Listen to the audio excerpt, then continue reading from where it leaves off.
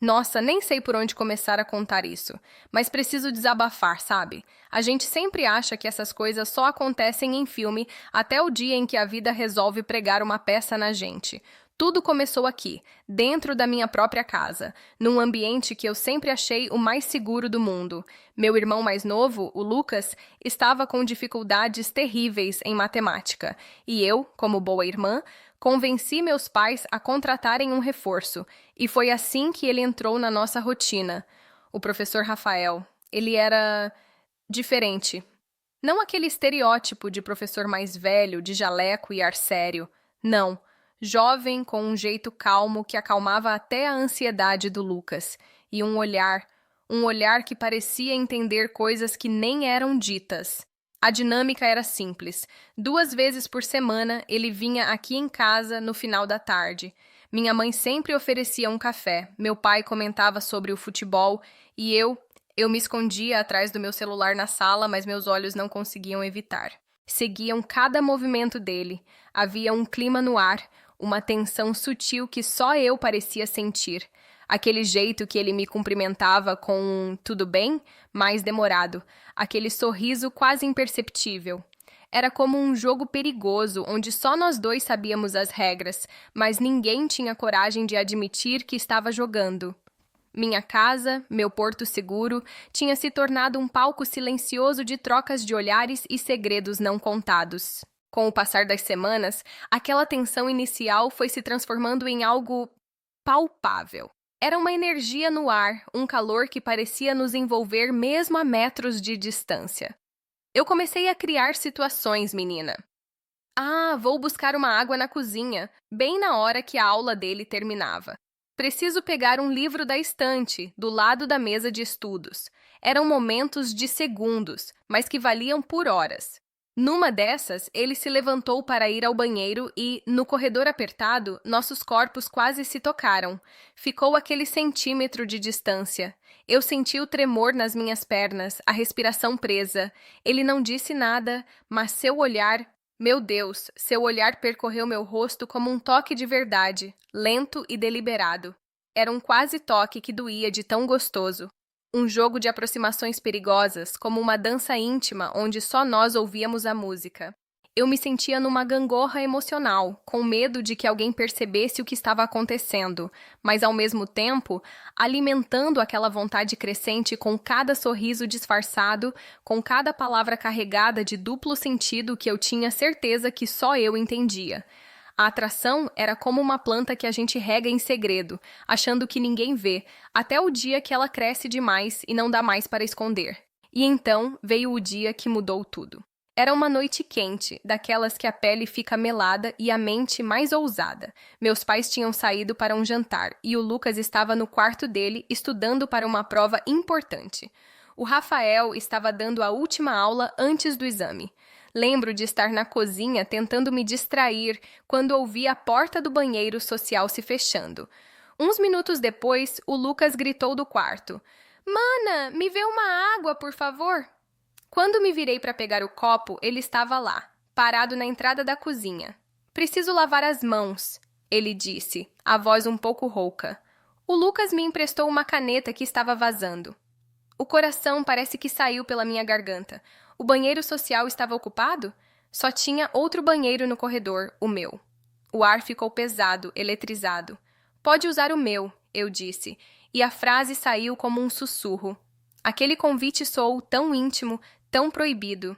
Ele apenas acenou com a cabeça e seguiu me olhando, enquanto eu, com as mãos trêmulas, abria a porta do meu quarto e apontava para a porta do banheiro lá dentro. Era a pressão do risco e a excitação se misturando, uma combinação perigosa e irresistível. Eu estava convidando ele para o meu espaço mais pessoal, e nós dois sabíamos que aquilo era muito mais do que apenas lavar as mãos. Ele entrou no meu quarto. Eu fiquei parada na porta, observando ele cruzar aquele espaço que era só meu. Cada passo dele parecia ecoar. Quando ele abriu a porta do banheiro, um cheiro do meu perfume saiu de lá. Era como se eu estivesse me expondo de uma forma que nunca tinha feito antes. Ele deixou a porta entreaberta. Eu podia vê-lo pelas frestas, suas costas largas, o movimento de seus ombros enquanto ele se inclinava sobre a pia. A intensidade do momento era sufocante. De repente, ele se virou e nossos olhos se encontraram no reflexo do espelho. Era um olhar que falava volumes, que dizia tudo que não podia ser dito em voz alta. Sem quebrar o contato visual, ele esticou o braço e, com a ponta dos dedos, puxou levemente a toalha que estava no cabide. Estou com as mãos molhadas, ele sussurrou, e a desculpa soou ridícula e deliciosa. Meu corpo todo reagiu. Um calor subiu da minha barriga até meu rosto, e um tremor percorreu minha espinha. Aquele ambiente pequeno, úmido e íntimo testemunhava uma conversa silenciosa que só nossos corpos entendiam. A vontade de cruzar aqueles 2 metros e fechar a distância era quase um calor físico, uma força magnética que puxava mesmo o corpo para o dele. Era um limite prestes a ser transposto, e eu já sabia que, se acontecesse, nada mais seria como antes. Foi então que ele saiu do banheiro, e não parou. Deu 2 passos em minha direção, e o espaço entre nós simplesmente evaporou. Não nos tocávamos, mas eu podia sentir o calor do corpo dele, o cheiro do sabonete misturado com a essência dele, que já me era tão familiar. A respiração dele estava acelerada, e a minha, então, parecia que ia sair do peito a qualquer momento.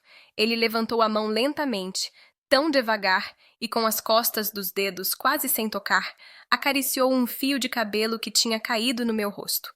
Foi um toque de nada, mas foi como se um choque percorresse toda a minha pele. Meu mundo reduziu aquele corredor, aquela noite, aquele homem. Era um momento de intensidade brutal, onde todos os meus sentidos estavam aguçados ao máximo. Eu sentia o gosto do proibido na boca, doce e amargo ao mesmo tempo. Meus joelhos ameaçavam ceder e uma parte de mim gritava para recuar. Mas outra parte, muito mais forte, estava cansada de fingir que não sentia nada.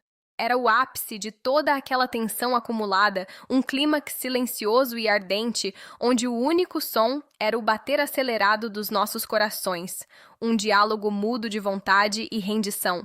Fronteiras estavam desabando naquele instante, e junto com elas, todos os meus medos. O que aconteceu depois? Bem, isso fica para a nossa imaginação, não é? Mas quando a porta do apartamento se fechou atrás dele, eu desabei.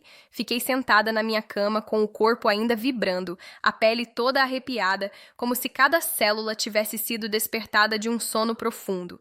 A respiração aos poucos foi voltando ao normal, mas a cabeça era uma confusão. Uma onda de culpa veio primeiro. O que foi que eu fiz? E o Lucas? E se alguém descobrisse?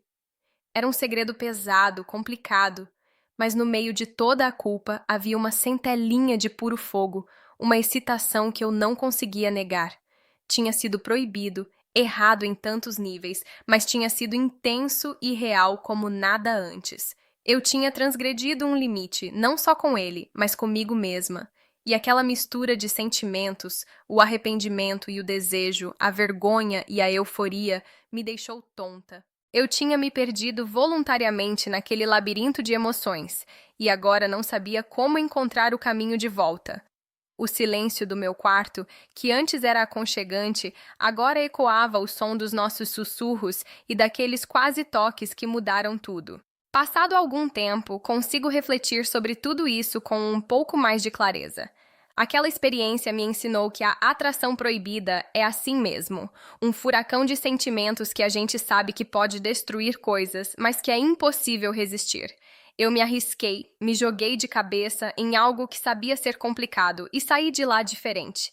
Mais corajosa, talvez, mais consciente dos meus desejos, com certeza. Foi uma lição sobre viver o íntimo sem medo, mas também sobre arcar com as consequências. Para você que está me ouvindo, se um dia se encontrar numa situação assim, num jogo de calor e olhares que não pode acabar, escute seu coração, mas não desligue a mente, tá? Porque essas histórias são gostosas de viver, mas também doem. E agora eu quero saber de você. Já passou por algo assim? Já se sentiu nesse fio da navalha entre o certo e o que o coração pede? Conta aqui nos comentários, vai, desabafa comigo. Porque segredo a gente guarda, mas algumas histórias a gente divide para aliviar a alma. E essa com certeza não será a última que eu conto para vocês. Fica aqui o gostinho de quero mais. Até a próxima confidência.